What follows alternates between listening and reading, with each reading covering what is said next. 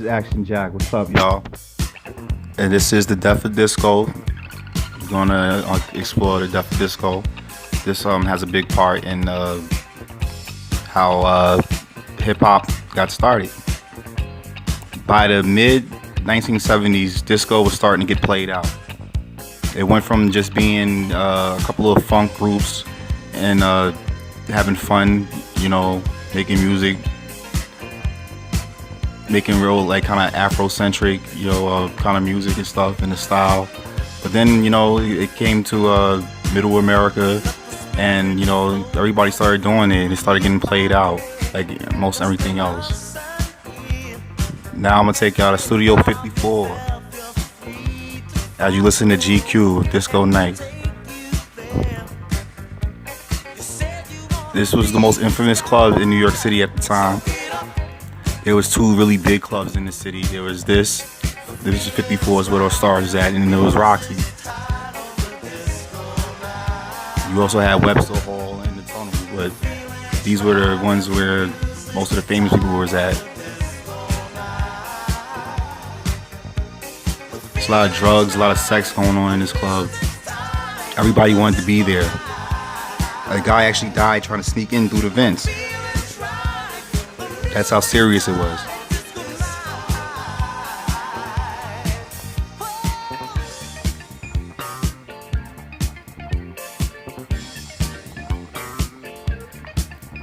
You had to be somebody to get into this club, though.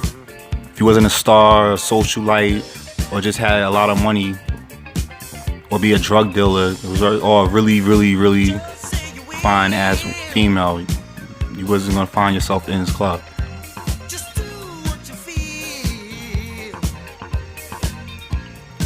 This is editor's notes. Kids, don't do drugs. This is your dance moves on drugs, alright? I don't know what he's dancing to. That is, he thinks he an extra in fame. This is a good depiction of how the club is.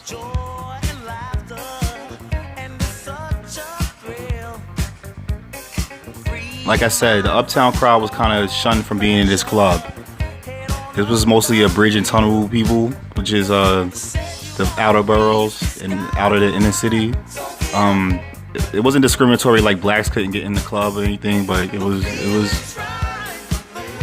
You couldn't be a street kid and be up in there. You had to dress like disco. You had to look like disco, sound like disco.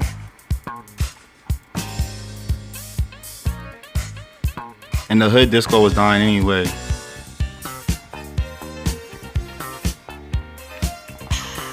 It was getting corny. Real popular and commercial. A lot of new soul and funk bands were starting to come out around this time too.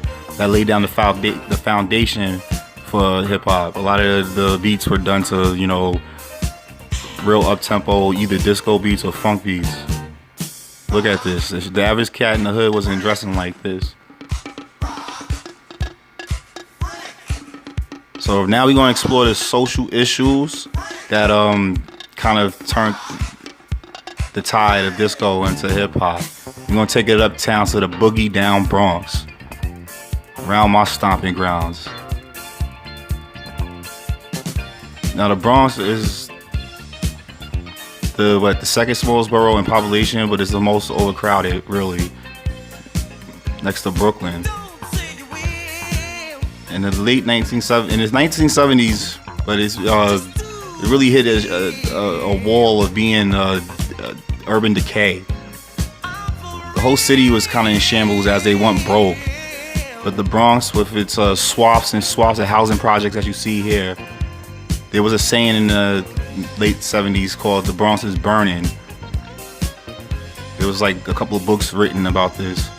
And there was a TV show too, it came on a few years ago dealing with this. It was a real trying time in the city.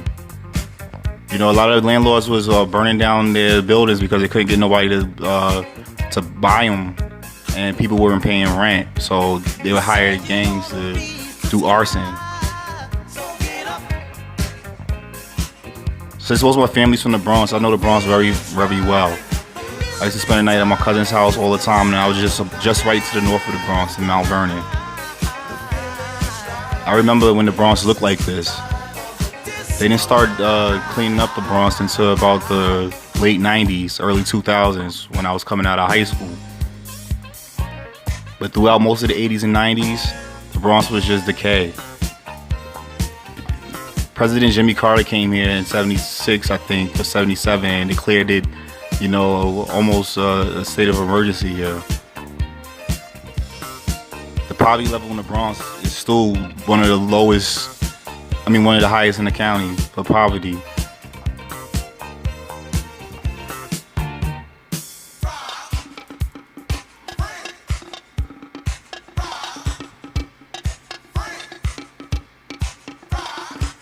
As you can see, sifting through rubble was a pastime for a lot of people.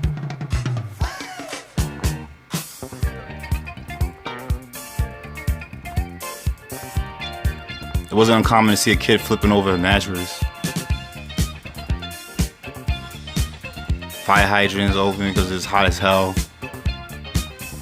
Seeing these pictures make me miss New York. I've been going for about a year now. I love Phoenix, but there's just something about that gritty grime and that street life. There was a precinct in one section of the Bronx where the cops actually put up the name Fort Apache for it,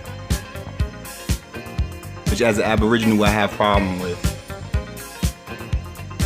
Now we're gonna take it to this is the blackout of 1977. It was the largest blackout ever to happen in the United States, with the most people out of power. There was looting and rioting, especially in the Bronx and in Brooklyn. Now I'm gonna let you hear a report.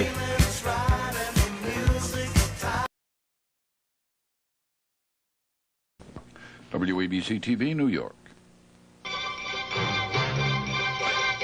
This is Eyewitness News with Larry Kane and the Eyewitness News Team. Thursday, July 14th, 1977.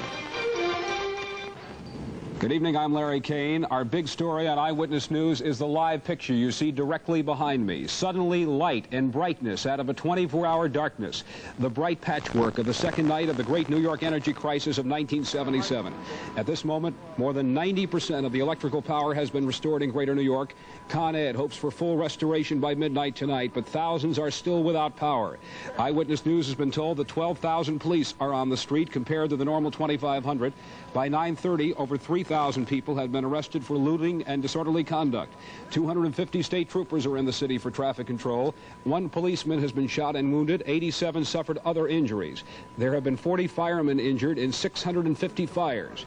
There is 65% of the service on the subways right now. No more is expected for the morning rush hour. There's trouble on the tracks at Amtrak, no trouble at Conrail.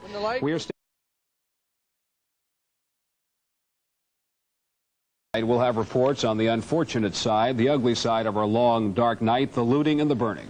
The report's next.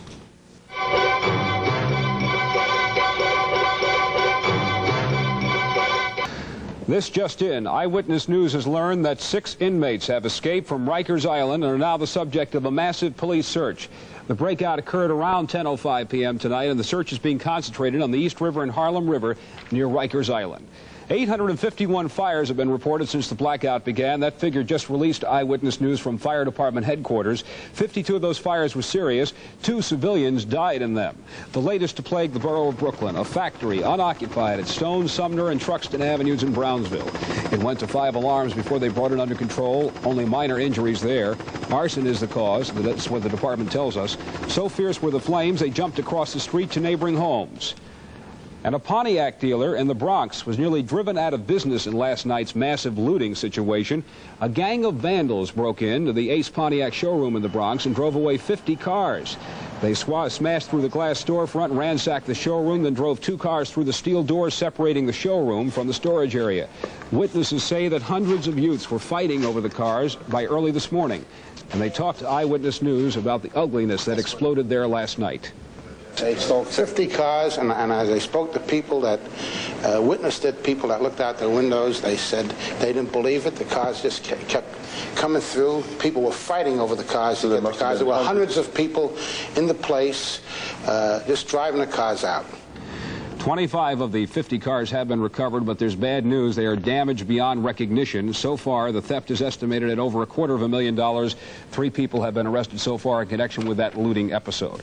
Brooklyn's Bed-Stuy section late tonight reports lights on, lights off, lights on again. Looting in that area stopped, but fires still burn. And Chi-Chi Williams reports on the scene tonight in Bed-Stuy. A 12-block section of Broadway in the Bedford-Stuyvesant section of Brooklyn was a cloud of smoke and flames most of the day as arsonists set a series of fires. The smoke and flames cleared, the looters could be seen carting off just about anything. Hey, this is what I got. I'm going to sell this. We're making as many arrests as we possibly can. It all depends on the situation we're involved in.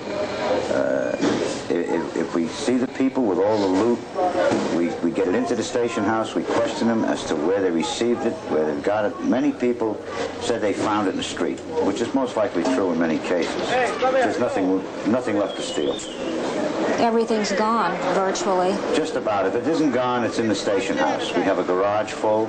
We have a few other rooms full of mattresses, various types of clothing, small appliances, but it's all gone. What's the mood of these looters? Are they violent, or why do you think they're doing this? Well, the few that I've spoken to, it appears that, well, it was laying there, so I took it. And that's what they've done. No violence with the looters. If you confront them, bingo, they give it right up. They'll give you the property. They'll tell you they'll find it. In fact, they'll show you where other property has been stored. We've removed that. We've removed everything that we possibly can to the station house. So basically, they're opportunists. That's it. Firemen say fighting the fires was hindered by so many people being in the area. Yeah, they're a problem, of course. The problem, unfortunately, they interfere with the operation, of course, and they're driving the police down there out of their minds trying to keep up with it. The blackout caused problems for most people in this area, and for some, it brought out the absolute worst part of them. From Bedford-Stuyvesant, Chi-Chi Williams, Channel 7, Eyewitness News. As I was saying, the Bronx was crippled. There was roving teenagers running around with nothing to do. Also adolescents in the same manner. There was street gangs. Back when street gangs was really tough. Open brawls on the streets of the Bronx. And this was the height of it.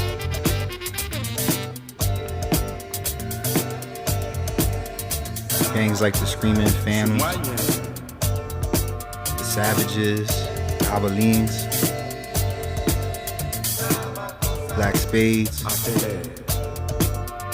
Ever seen the movie The Warriors? It was like that, but just more thought out. They go to savage nomads.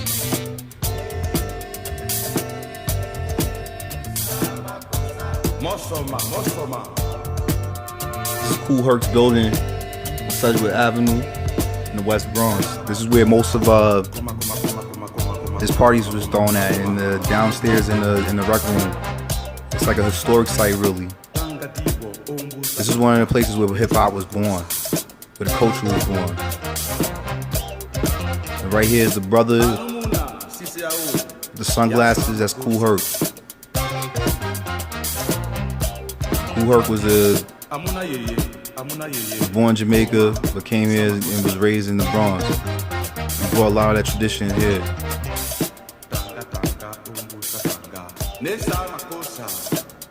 There goes a traditional like break dancing competition. Kids would roll around in gangs and want to break dance.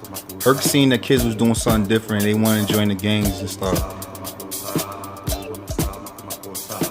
They wanted to express their creativity and still get out that street life. Hip hop seemed to be a bridge between the two. Instead of fighting, they could dance. I know it seems kind of gay, but it really is not.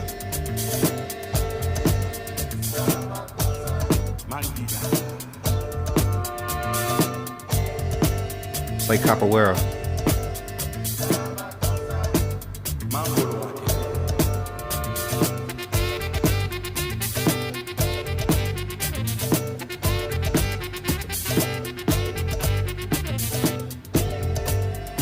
I know the subway station too.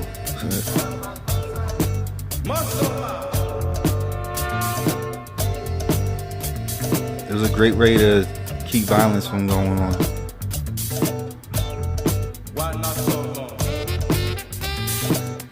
Put the kids' energy into something else. It was not common to see kids spinning on their heads wherever you went. And the Puerto Ricans sure as hell took breakdance to another level. That was one of their biggest contributions to hip hop, that and graffiti. But don't sleep on Puerto Rican rappers though. There goes another crew chilling in the rubble. Another average day in the Bronx. The kids will find anything they can do. So let's go back uptown to the northwest. Back on Sedgwick Avenue, Herc is trying to get all these people together. He figures if they can't get in the studio 54, there's no place for them to be at. Let them come down here. They're not even digging that music. But they introduce them to something else. He wanted to get all the crews together. Let them do what they do. Hey yo, this is Crazy Legs right here. It's pioneer and breakdancing.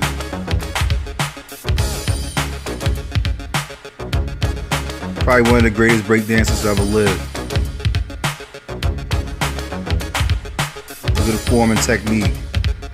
He added a lot of moves and a lot of different things to breakdancing.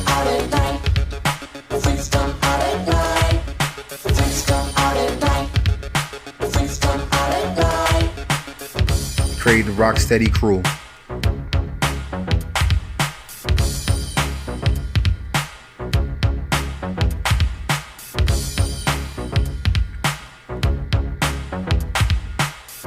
I've seen the Rocksteady crew in action. It is nasty, man. Crazy Leg, even in his early 50s, can still do this stuff. That's how athletic he is. This is him nearly 40 years ago.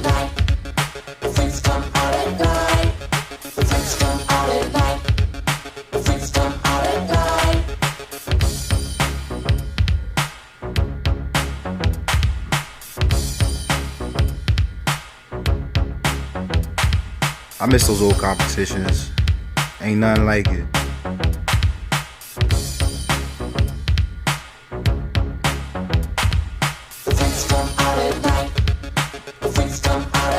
DJing. Herc wanted to get the DJs together. That was breakdancers earlier. After the riots, anything was possible. Everything was all over the place. People were selling parts and brand new equipment and stuff. This is where we hung out at the park. Because we definitely didn't fit in over here at 54. You know, they had a dress, attire and all that stuff. To come and dress your best. In the hood, we come as is, man, and everything's a party. Just turned the block into a party, and I'm pretty sure they ain't had no permit for that, you know what I'm saying? But after that permit.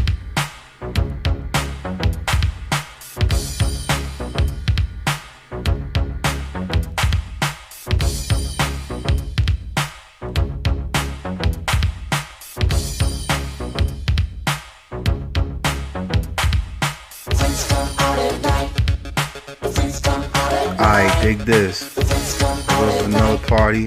This time in an abandoned apartment building.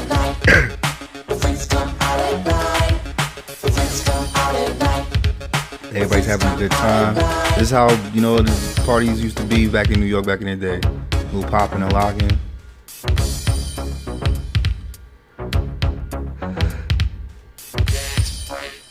Everything was brand new. You seeing all this stuff for the first time in the late 70s and early 90s, 80s.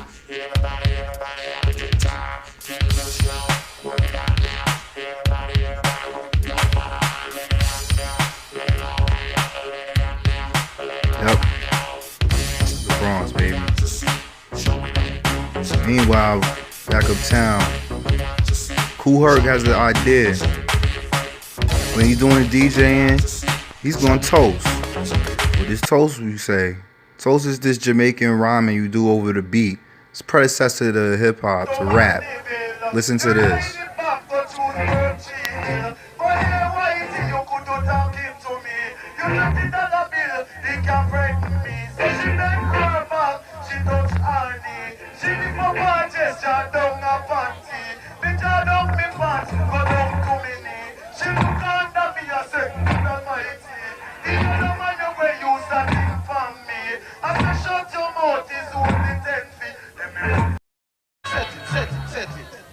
Come and hear it from the Uptown Posse.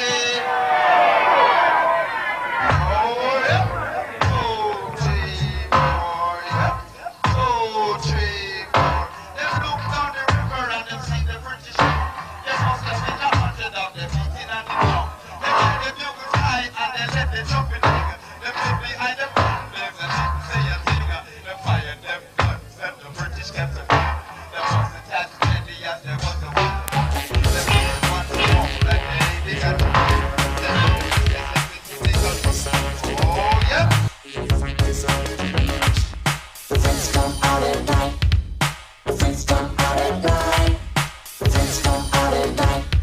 All right. So, getting everybody together, trying to make this happen.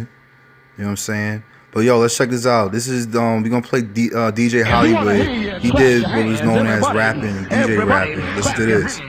Now I don't mean to brag or boast. I'm like the hot butter on your morning toast. I'm not a Duracell, I'm an alkaline. So let's have that's right, y'all. And you don't stop. A beat bar. Now we want everybody to get somebody. Come on, let's have a little fun out here.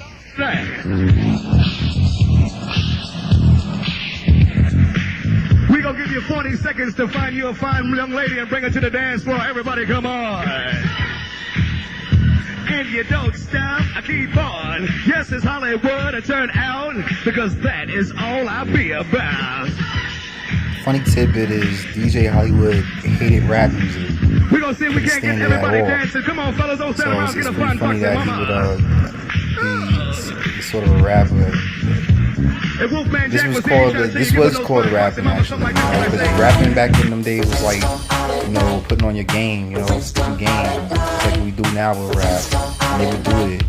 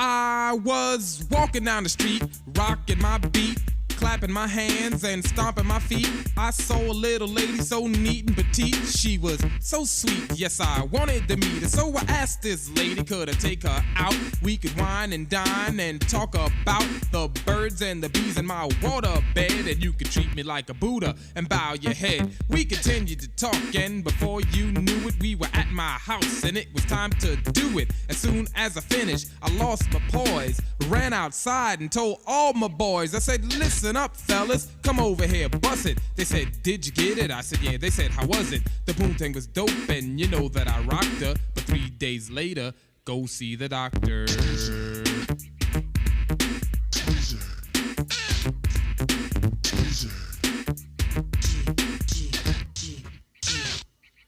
I rocked her to the left, rocked her to the right. She felt so good, hugged me so tight. I said goodnight. 3 days later, woke up fussing, yelling and cussing. drip, drip, dripping and puss, puss, pussin'. I went into the bathroom and said, Mamma mia, I'ma kill that girl next time I see ya. The madder I got, the more I reminisce. Why is my thing burning like this? Well, I remember the first day I saw that girl. I just couldn't wait to rock her world. I said, hey, good looking, what you got cooking? Whatever, done stuck my duckin'. Now I know why her ex-boyfriend Dave calls her Mrs. Microwave, cause she was hotter than an oven, and I had to learn the hard way. Stay in a microwave too long, you get burned. But the poontang was dope, and you know that I rocked her. But 3 days later, go see the doctor.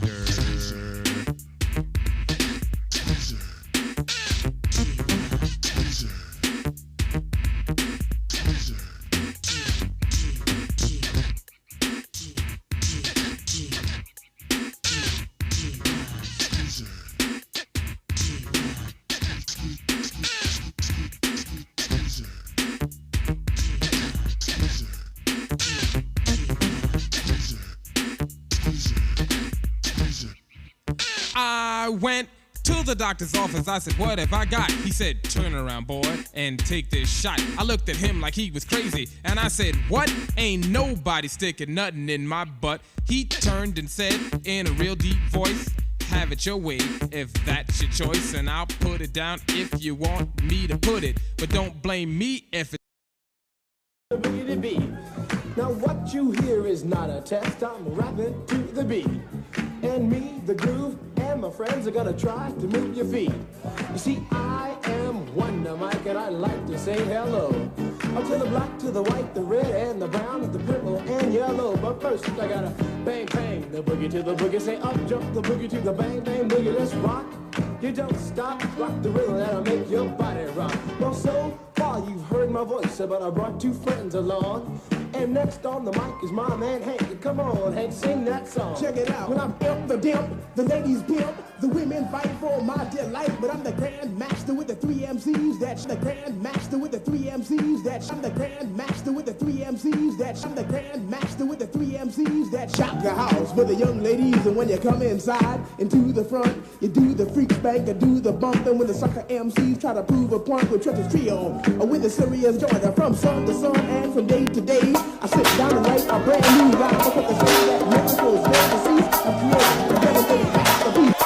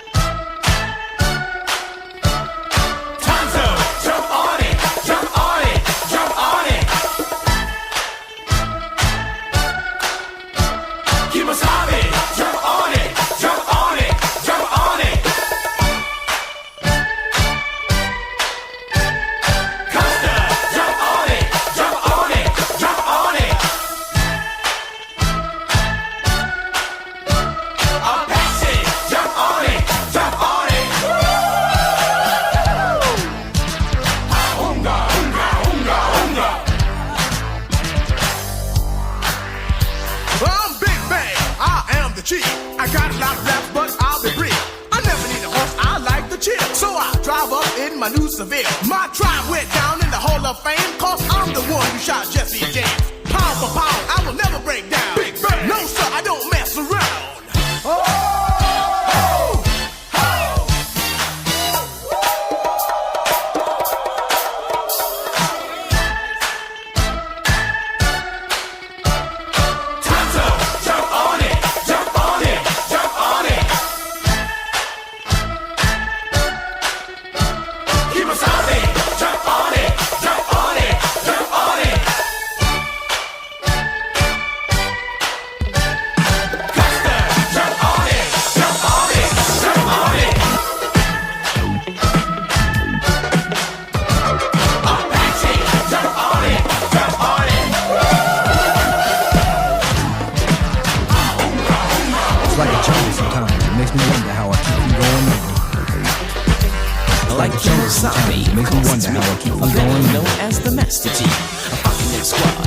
Danger, when it's stung by the rapping ranger.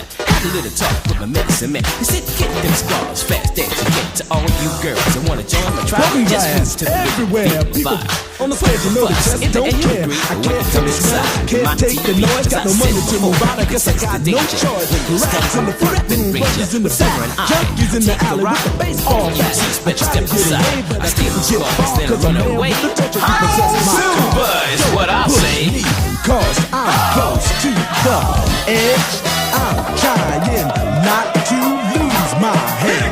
It's like a jungle sometimes. It makes me wonder how I keep from going under. Standing on the front stoop, hanging out the window, watching all the cars go by, roaring as the breezes blow. Crazy lady living in a bag, eating out of garbage pail juice to keep a bag hag. Such a gas to tango, chicken like a mango. As if all things to see the lost her senses. Down at the peep show, watching all the peeps. So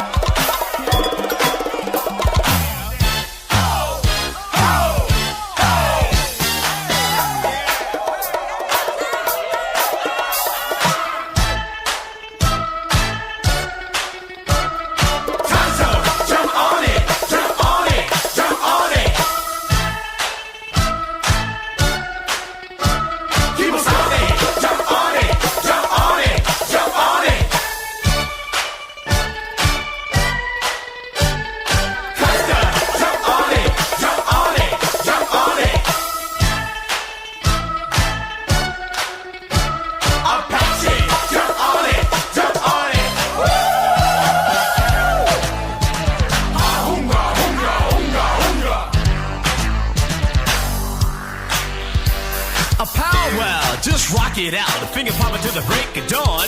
Keep it rocking like the stuff that we call me. What's that? Hot butter popcorn. You just hip a hop a dip a pop a bang the boogie. Wiggy bet you wanna boogie again. And you can put me to the test at your request. I rock you out of your moccasins. Kemosabe got down, took off his mask. He kicked off his shoes and did the monster mash. Tonto came along, saw what was happening. His head began to bop and his foot started to crack and go slam. Tongue to the jerk. And with the mic is how my smoke signals work. They were jamming off a record that said it best. Now what you hear is not a test. Unga, unga, unga, unga.